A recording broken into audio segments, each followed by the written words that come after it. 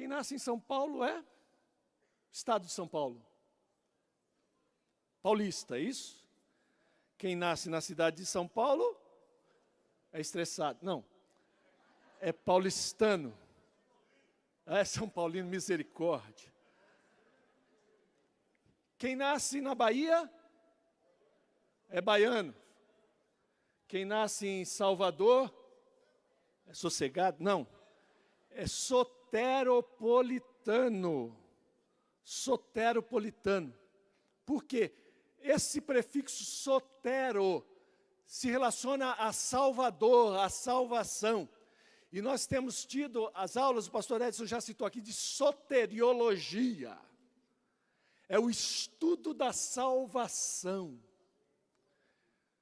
Nós temos sido ministrados a respeito desse assunto que é o mais importante, que é o mais fundamental para a nossa vida, que é a salvação. E falando daquele que é o único que pode promover a salvação para as nossas vidas, porque Ele é o único, suficiente e eterno Salvador, que é o Senhor Jesus. A Ele a glória, a Ele a honra, a Ele toda a adoração.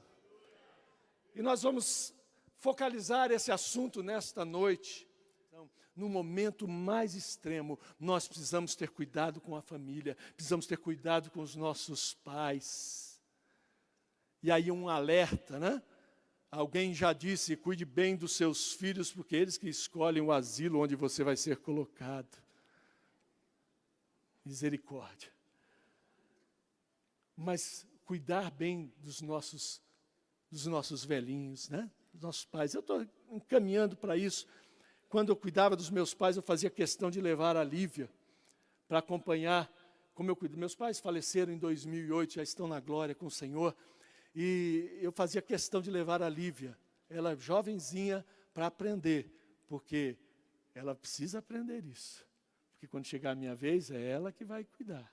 E nós precisamos ensinar isso para os filhos. Jesus teve esse cuidado de ensinar. A quarta frase de Jesus ali na cruz do Calvário, quando chega o momento mais extremo, é uma oração de Jesus, onde ele clama, Eloi, Eloi, lama sabachthani. Jesus falando ali em aramaico, Deus meu, por que me desamparaste? Meus irmãos, se nós lermos Salmo 22, Salmo 69, Isaías 53, se os irmãos, e essa orientação, então, leia durante essa semana esses textos, Salmo 22, Salmo 69, Isaías 53, nós vamos ver diversos termos e diversas situações desse cenário da crucificação de Jesus. Nós vamos ver essas citações, e Jesus está ali. Alguém pode dizer, Jesus estava citando o Salmo 22. Na verdade, é uma citação ao contrário. Davi, 1000 anos antes, citou o que Jesus bradaria naquele momento. É Davi citando Jesus, e não Jesus citando Davi. O cenário já vimos, Jesus ao centro, na cruz, ao lado um malfeitor, ao lado outro malfeitor. A Bíblia não fala em ladrão. Embora talvez fossem realmente ladrões, a Bíblia chama-os de malfeitores. Por quê? Porque certamente eles fizeram mais do que roubar ou furtar. A pena de crucificação era para crimes hediondos, para crimes extremos. Talvez um roubo seguido de morte. E ali estavam 2 ladrões, 2 malfeitores, 2 transgressores das leis. Estavam um do lado, à direita, outro à esquerda. A Bíblia não fala qual estava à direita e qual estava à esquerda. Alguns supõem. Mas a Bíblia não fala exatamente. A tradição é que acaba falando depois do que está à direita, o que está à esquerda. A tradição também, um livro apócrifo de Nicodemos, ele fala e cita inclusive o nome dos 2 personagens. Um se chamava Dimas, outro se chamava Gestas. Dimas seria o bom ladrão, se é que pode alguém chamar de bom ladrão. E o outro seria o mau. E a tradição começa a colocar de que Dimas, na verdade, ele era uma espécie, isso a tradição diz, a Bíblia não fala sobre isso. A tradição diz que Dimas era uma espécie de Robin Hood. Alguém que roubava para ajudar os outros. Isso é perigoso. E nós vamos ver à frente como isso é perigoso. Porque a tradição tenta justificar através de atitudes anteriores, quando a Bíblia fala que eles eram malfeitores, um de um lado, outro de outro. Mas aí a tradição começa a colocar. E colocam até Dimas como santo. São Dimas. São Dimas. E existe até, pasmem, oração a São Dimas. Eu abro aspas aqui para ler oração a São Dimas. Aspas, aspas de novo e aspas de novo. E para que tamanha graça nos seja concedida, imploramos a vossa valiosa proteção, ó São Dimas. Foste o bom ladrão, que roubando o céu e conquistando o coração agonizante e misericordioso de Jesus. Eu vou parar por aí. É verdade, meus irmãos. Oração de São Dimas. Porque as pessoas querem colocar que ele não era um ladrão, mas era um ladrão bonzinho. E por isso que ele alcançou a misericórdia. Quando o cenário colocado ali na cruz do Calvário é o cenário da humanidade.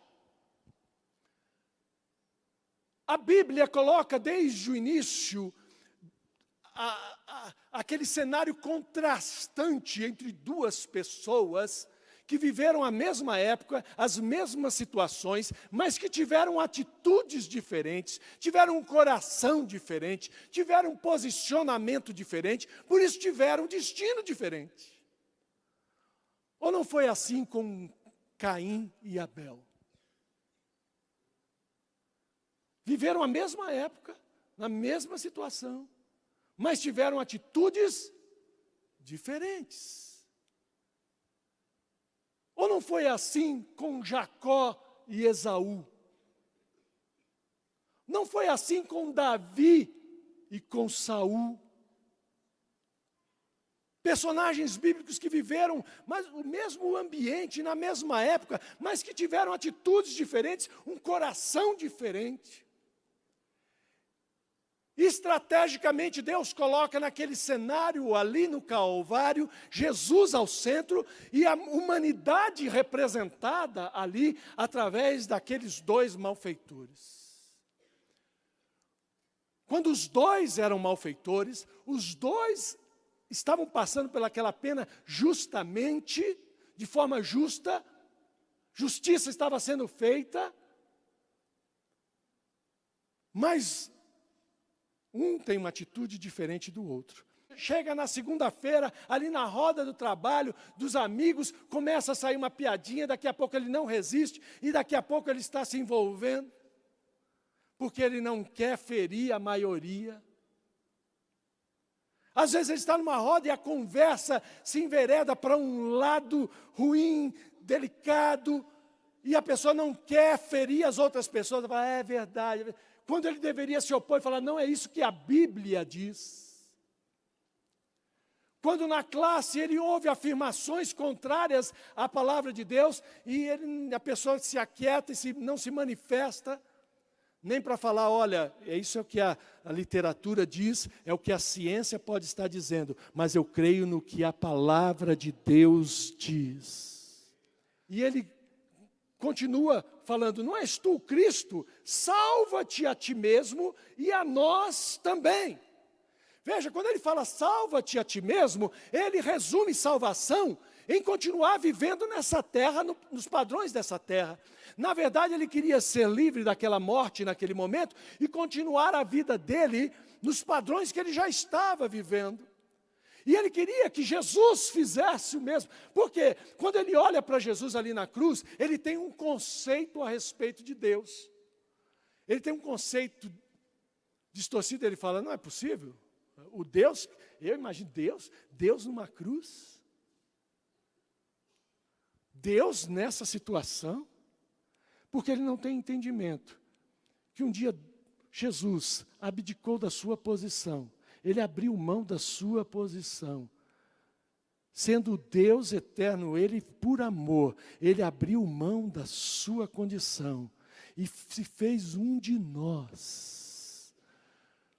Isso é para ser exaltado, glorificado e adorado. Mas ali aquele homem fala, Jesus é como um de nós. Como tem muitas pessoas falando hoje. Jesus foi um hippie. Jesus foi uma pessoa, até um mestre sábio. Mas não olham e veem em Jesus o Salvador, o Senhor. O Deus que se fez homem. E este homem começa a falar, salva-te a ti mesmo, e na verdade ele estava sendo emissário de Satanás, porque foi a última tentação para Jesus desistir do projeto de Deus. Satanás já havia tentado isso anteriormente no deserto, já tinha tentado usar até a vida de Pedro, a boca de Pedro, para que Jesus desistisse da cruz. E agora ainda tenta, no último momento, no último fôlego de Satanás, ele ainda tenta. Será que eu ainda consigo desvencilhar, tirar Jesus, para que ele queira mostrar que ele agora, que ele é Deus? E aí tenta pela boca deste homem. Então quem não tem temor de Deus, muitas vezes é boca de Satanás. Quem tem temor de Deus e que serve a Deus, é boca de Deus, é profeta de Deus.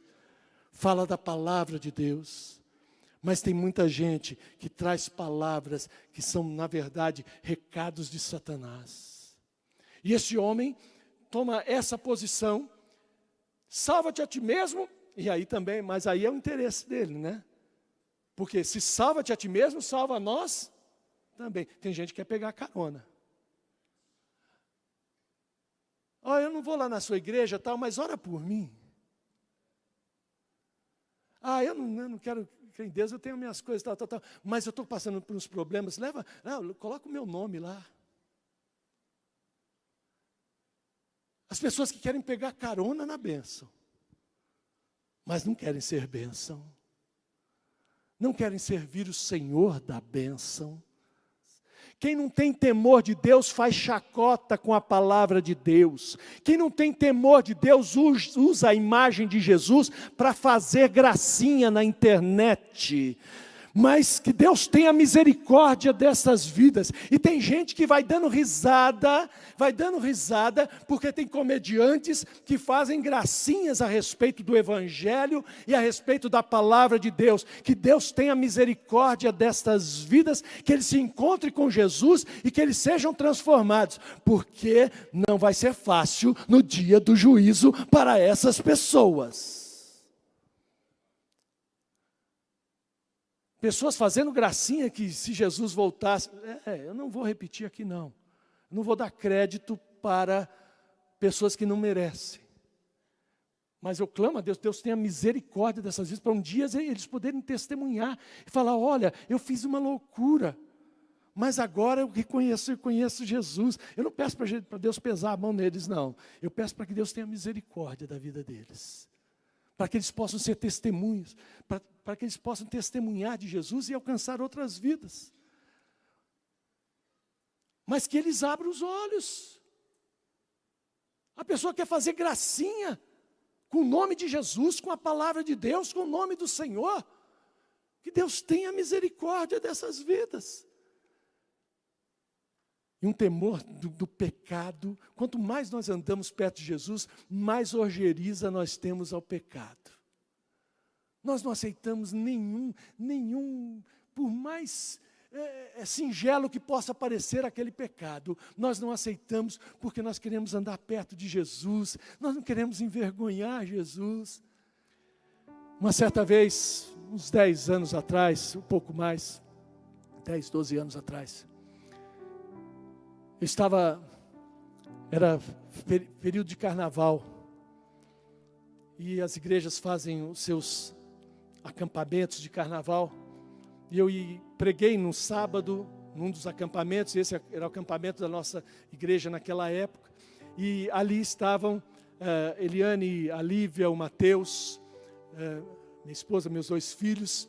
E eles permaneceram ali. E eu fui para casa naquele sábado para me preparar, porque no domingo eu ia ministrar num outro acampamento.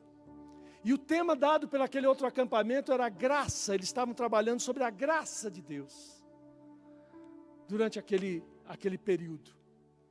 E eu comecei a orar a Deus, comecei a falar com Deus: Senhor, a tua graça é tão maravilhosa, a tua graça é tão tremenda. Senhor, me revela mais alguma coisa sobre a tua graça. E eu me lembro de ter me deslocado, e era noite de um sábado. Eu falei: agora é hora de eu me alimentar. Eu podia ter até ligado, mas naquele dia eu fui até a pizzaria. Pizzaria de umas pessoas, de uns irmãos de uma outra igreja, mas que a gente conhece, tal. Fui até lá. E chegando lá, era sábado de carnaval, mas eu vi numa mesa um grupo de jovens, devia ter uns 15, 16 jovens ali, e estavam ali tão felizes. E eu percebi que eles eram felizes e eles estavam ali, não tinha bebida, não tinha nada. Eu percebi, era um grupo de uma igreja. E eles tinham ido ali até a cidade para evangelizar. Eu não os conhecia, não era da nossa igreja, não os conhecia. Mas eu comecei a olhar e falei: que coisa maravilhosa. E eu comecei a lembrar da nossa época. Na minha época, nós saíamos para aquele grupo para comer pizza juntos. Eu comecei a lembrar, e eu fiquei ali no balcão esperando a pizza sair. E o irmão da igreja ali no balcão, e eu comecei a falar: Jesus, que coisa linda. Falei: Espírito Santo, que coisa maravilhosa aquele grupo ali. Eu lembro da minha época, e eu comecei a conversar com Deus. E o Espírito Santo falou: que coisa linda, né, Campos? Como o Espírito Santo estivesse falando assim, claramente: que coisa linda, né? Coisa linda. Olha, eles podiam estar ali na ruaça dos outros, mas eles estão ali louvando a Deus, juntos, felizes, sem precisar farra, bebida, nada. E o Espírito Santo falou assim: é lindo, né? E você sabe quem vai pagar a conta deles hoje?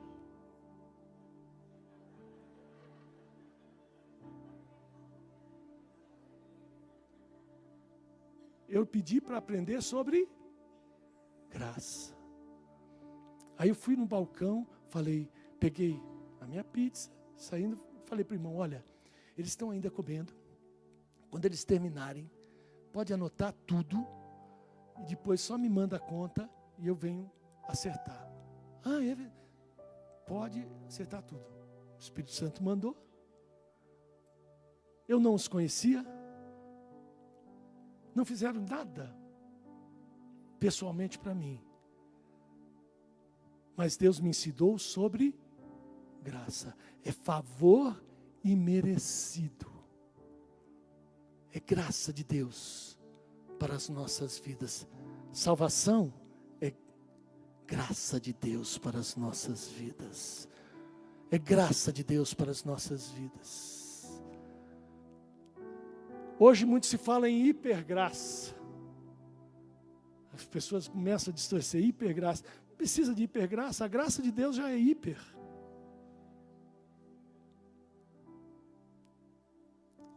Luciano Subirá, essa frase é de Luciano Subirá. A graça de Deus já é hiper.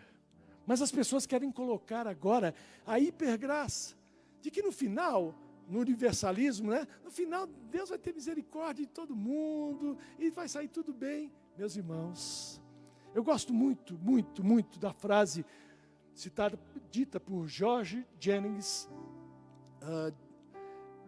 Ele diz o seguinte a respeito da experiência desses 2 malfeitores: na cruz, um ladrão foi salvo para que ninguém se desespere, mas apenas um, para que ninguém se iluda.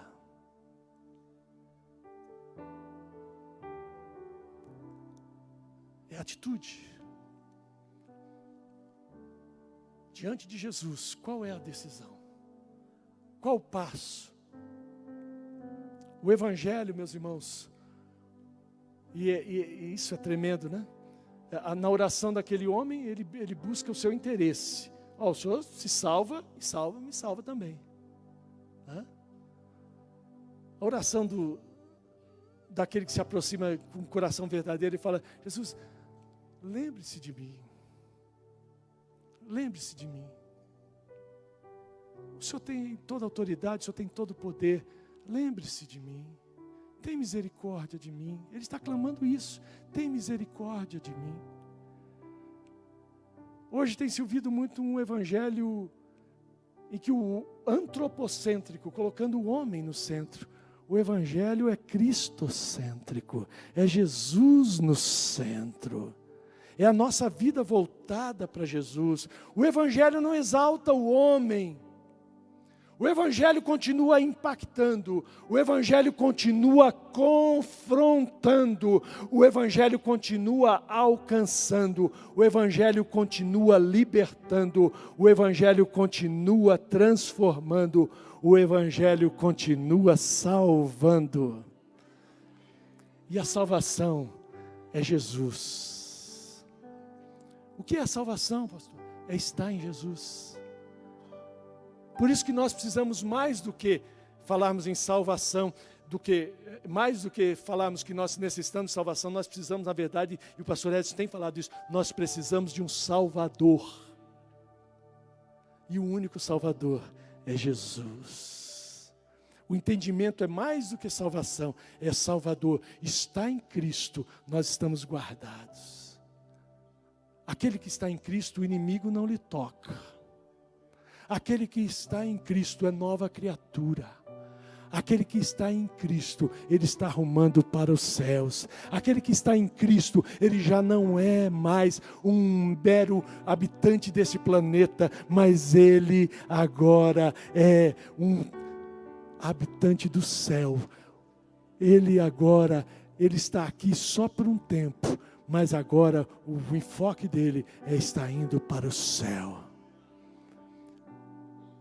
Aquele que é salvo, ele já não se distrai mais, ele não sofre mais só pelas coisas desse mundo. E eu louvo a Deus, meus irmãos, como eu tenho louvado a Deus pelo enfoque. Nós temos semanas e vamos ter mais semanas falando sobre salvação. Porque hoje lugares lotam para, olha, você vai ser abençoado e você vai ganhar um carro, você vai ganhar uma casa, você vai para sorteio, você vai ganhar tanta coisa, quando o melhor de tudo, que supre tudo, supre todas as nossas necessidades, é estarmos em Cristo. Ele é o nosso Salvador. Vamos colocar em pé, vamos glorificar ao Senhor, porque Ele é a nossa salvação, Ele é o nosso Salvador, nele está a nossa salvação. Feche os teus olhos neste momento.